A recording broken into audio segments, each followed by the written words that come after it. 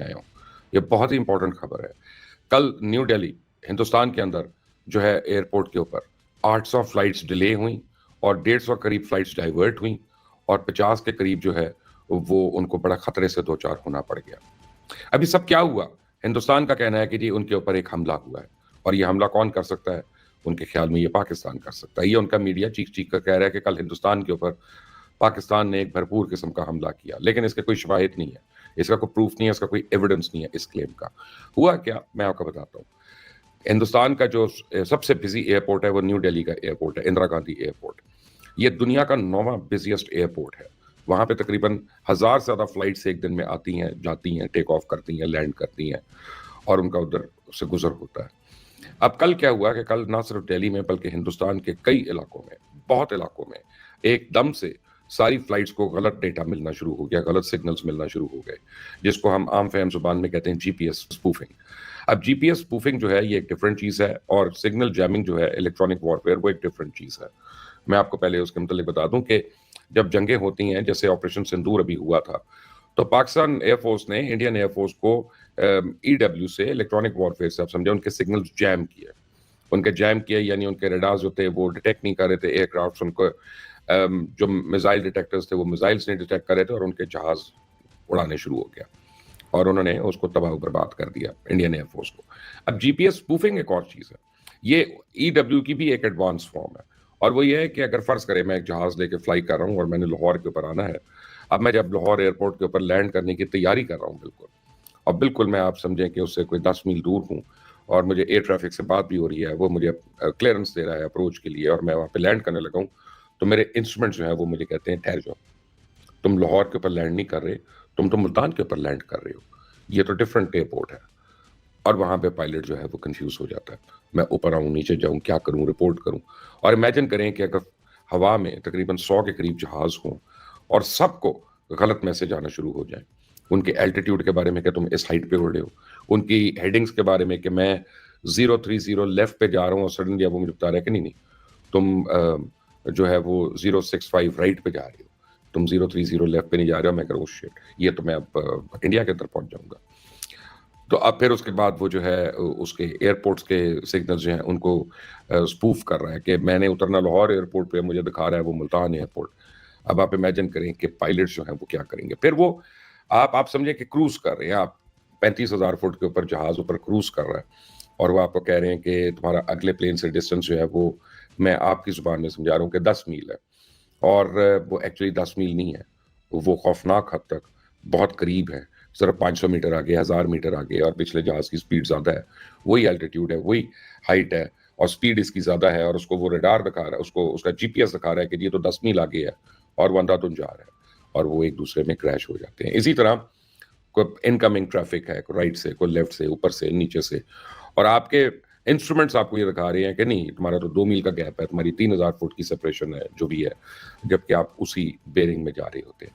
तो कल पूरे हिंदुस्तान के अंदर जो है उनके बहुत से एयरपोर्ट्स के ऊपर, खासतौर न्यू दिल्ली एयरपोर्ट के ऊपर जीपीएस स्पूफिंग हुई और जीपीएस स्पूफिंग जो है उससे उनकी हजारों फ्लाइट्स जो हैं वो डिले भी हुई हैं और टेक ऑफ में भी डिले हुई हैं। एयरपोर्ट्स पे थरथली मच गई और खलबली मच गई। उन्होंने कहा कि ये पाकिस्तान ने इंडियन एविएशन के ऊपर साइबर अटैक कर दिया।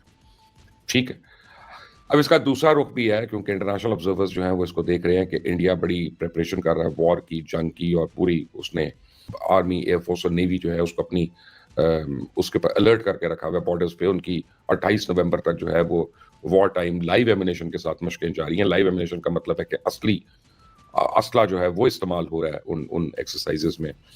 तो ये भी उस एक्सरसाइज का हिस्सा है कि जिसमें वो अपने ही सिस्टम्स को, उन्होंने इजरायली मेलावेयर से अटैक किया, हमला किया, ये देखने के लिए कि हमारे सिस्टम कितने डेवलप्ड हैं। अगर पाकिस्तान हम पे ऐसा हमला करता है तो हम उसको कितनी जल्दी में उसको रेक्टिफाई कर सकते हैं या उसको हम रोक सकते हैं कि नहीं रोक सकते, या हमारे सिस्टम्स कितने वल्नरेबल हैं। ये सारी चीज़ें देखने के लिए उन्होंने ये किया।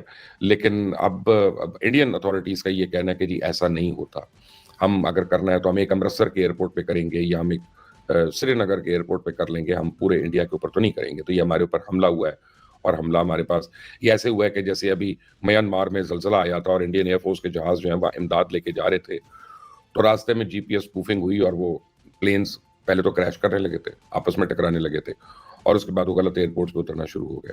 تو ان کا یہ تو ہمارے ساتھ ہو چکا ہے پہلے. بیسیکلی جی پی ایس اسپوفنگ جو ہے, یہ جیمنگ یا اسپوفنگ جو ہے, اس میں کیا ہوتا ہے, اس میں آپ کرتے ہیں کہ manipulate navigating data with fake satellite signals. یہ اس کا ایک بیسک پرنسپل ہے.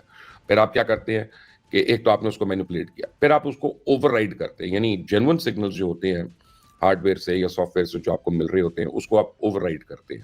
آپ اصل سگنل کو غلط سگنل سے ریپلیس کرتے ہیں کہ آپ کو سگنل, آپ کو پتا ہے کہ آپ لاہور جا رہے ہیں اور آپ کو سگنل لاہور کا تھا, لیکن اب وہ ریپلیس ہو گیا اور اس نے کہا نہیں آپ تو ملتان جا رہے ہیں, آپ ملتان میں لینڈ ہو رہے ہیں. اور پائلٹ اب لینڈ کرنے لگا ہے, آپ یہ دیکھیں تو پتہ چلتا ہے کہ اس کے پورے انسٹرومنٹس جو ہیں وہ پاگل ہو گئے ہیں, وہ اپنی اپنی جگہ سے ہل چکی ہیں اور کچھ کا کچھ دے رہی ہیں.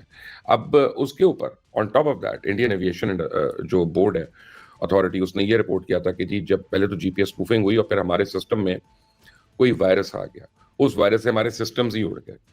تو اب آج انہوں نے ابھی تھوڑی دیر پہلے ایک پیسنجر ایڈوائزری جو ہے وہ ایشو کی ہے, اور اس میں انہوں نے لکھا ہے کہ please note the technical issue which affected the automatic message switching system AMSS that supports the air traffic control flight planning process is gradually improving. Airline operations at Delhi airport are returning to normal and all concerned authorities are working diligently to minimize any inconvenience caused. یعنی وہ مان رہے ہیں کہ یہ ان کے ساتھ ہوا, اور پھر وہ یہ کہہ رہے ہیں کہ ہمارا گلچ ہوا.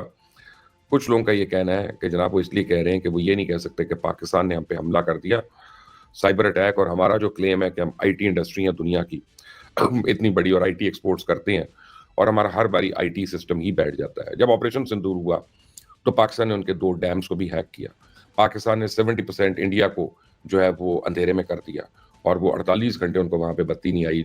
ایون یہ جو راجپتی بھون یا پرائم منسٹر ہاؤس وغیرہ وہاں جنریٹر سے بتی جلانی پڑی. اس کے بعد ان کے جو ٹرینز کے سسٹمز تھے ان کو بھی افیکٹ کیا.